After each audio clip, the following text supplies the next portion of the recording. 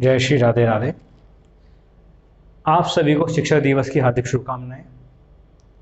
शिक्षक दिवस क्यों मनाया जाता है, इसका उत्तर तो आप सभी जानते हैं, लेकिन यह कुछ पुरानी बात हो गई है।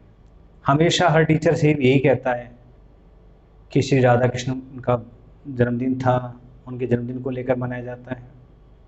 ये सब हम सब सुन चुके हैं और कई बार सुना चुके हैं, लेकिन आज मैं कुछ आपको नया सुनाने जा रहा हूँ।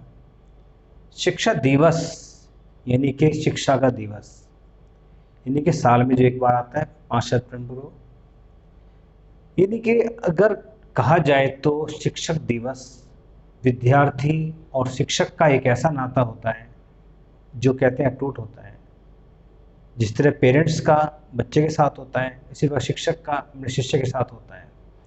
लेकिन कहते हैं कि यह रिश्ता भी, जिस तरह बच्चे को अपने पेरेंट्स से प्यार होता है, पेरेंट्स की रेस्पेक्ट करता है, तो ये भी विद्यार्थी अगर चाहे तो अपने शिक्षक को अपने पिता के रूप में देख सकता है, माँ के रूप में देख सकता है।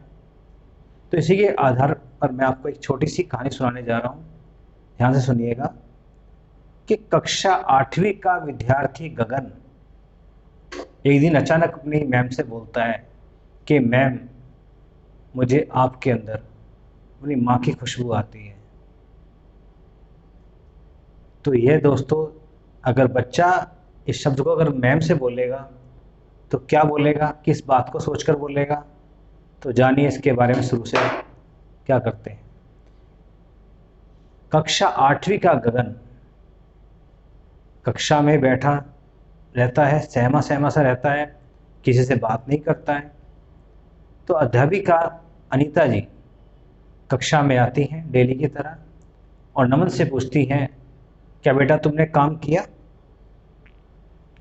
तो गगन खड़ा हो जाता है बेंच पर और कुछ नहीं बोलता है, क्योंकि वह डेली का काम हो गया था कि मैम जब भी उससे पूछती थी और वह मना कर देता था तो मैम उसको डेली बेंच के ऊपर खड़ा कर देती थी। तो ठीक उसी तरह से आज भी गगन बेंच के ऊपर खड़ा हो गया।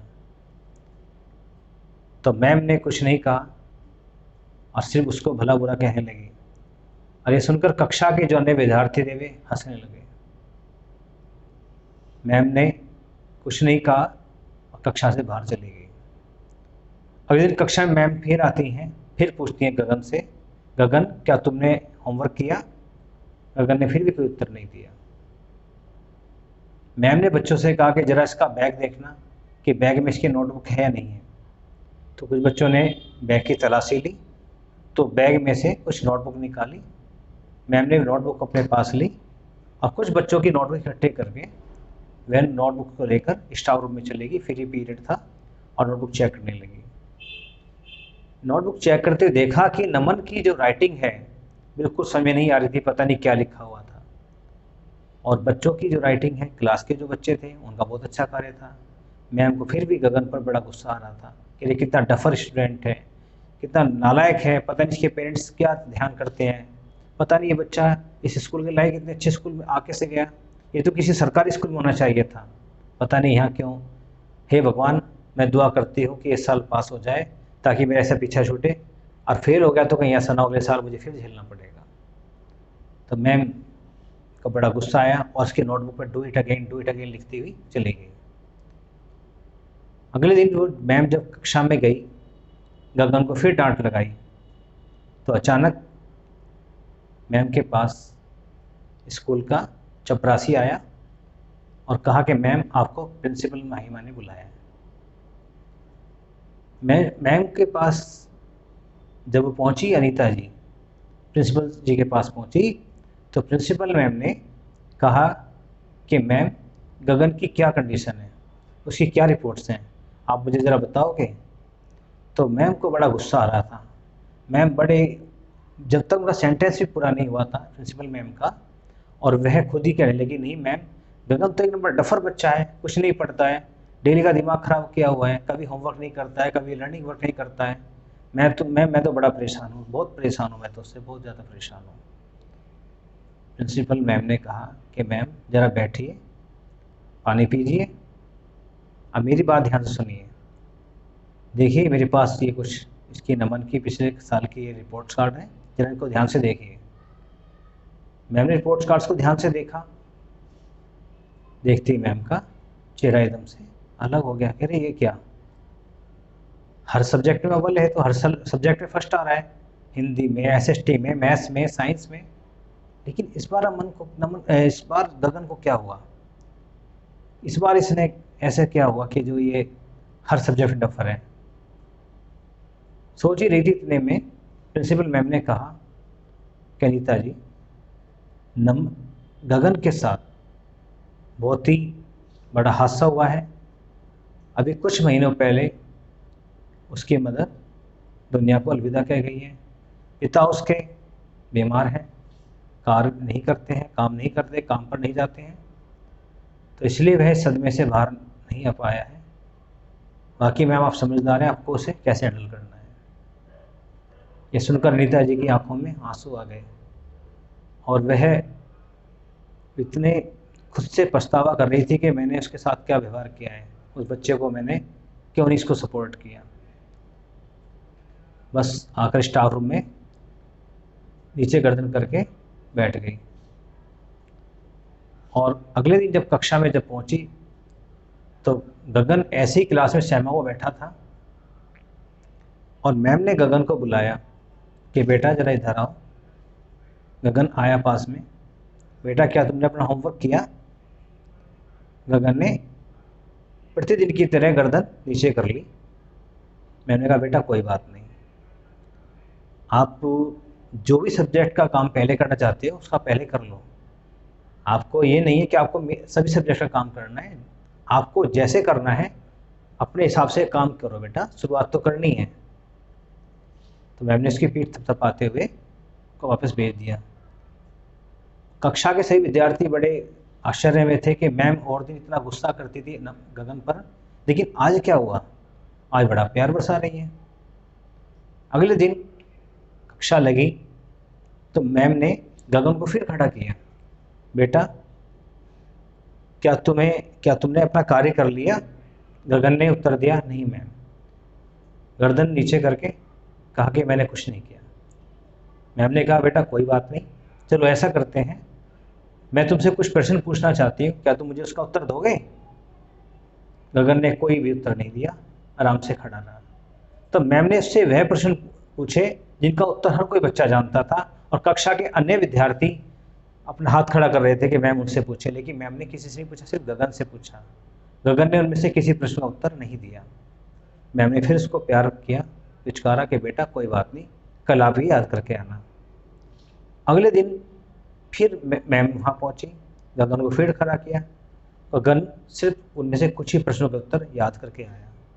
तो अनीता जी को आशा बंधी कि हाँ ये बच्चा शायद कुछ ना कुछ अब कर बैठेगा। तो जब गगन ने जब प्रश्न के उत्तर दिए, मैम ने उसको एक चॉकलेट अपने पास से दी कि बेटा इसको खाओ। तो गगन के चेहरे पे हल्की सी मुस्कुराहट आ गई और वह मुस्कुराते हुए डेस्क पर जाकर बैठ गया। अब ऐसे प्रतिदिन चलने लगा। मैम कभी उसके लिए कुछ खाने के लिए आती, कभी कुछ लेकर आती। तो गगन के अंदर धीरे धीरे इम्प्रूवमेंट आने लगा और इतना इम्प्रूवमेंट आने लगा कि अब कक्षा में वह पीछे की जगह आगे बैठने लगा। मैम उसके साथ डेली अब बहुत अच्छा व्यवहार करती।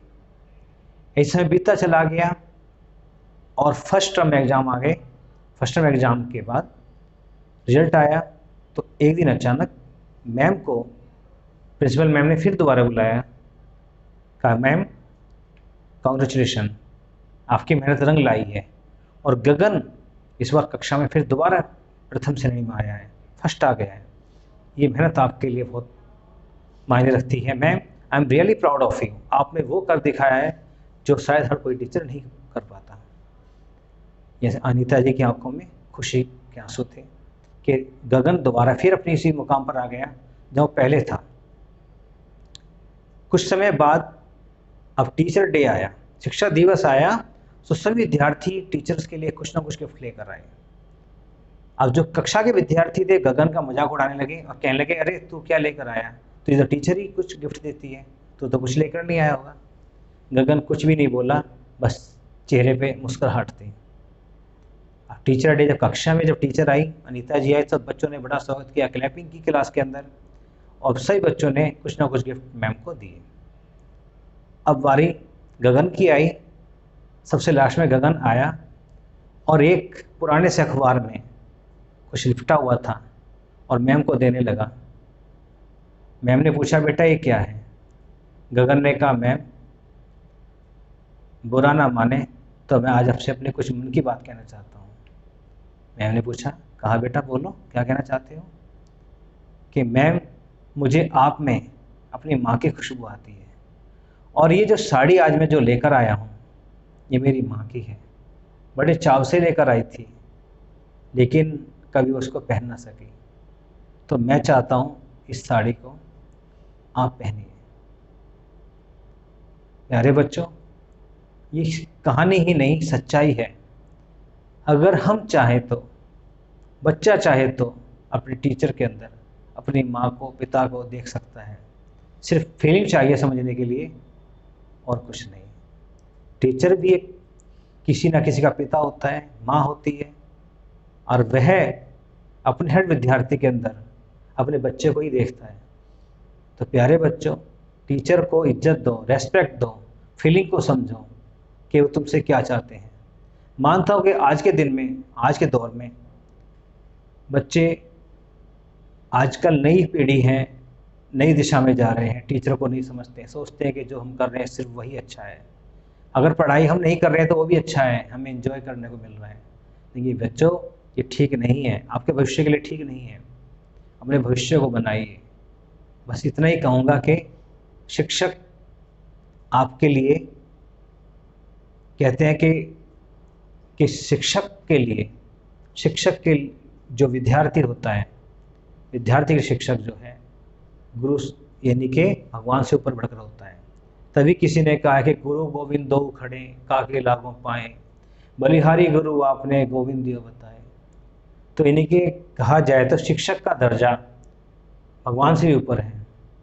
मैं ये उम्मीद करूँगा कि आपको आज की ये वीडियो पसंद आई होगी। मेरी फीलिंग भी आपको जरूर समझ में आई होगी कि जो मैंने आपको जो कहानी जो बताई है। तो आप सभी मन में प्रण कीजिए कि आज से हम शिक्षक की इज्जत करेंगे, उनकी बात मानेंगे, उनके कहे हुए चलेंगे। बस इसी उम्मीद के साथ मैं आज अपनी वीडियो समाप्त करता हूँ। जय श्री राधे राधे।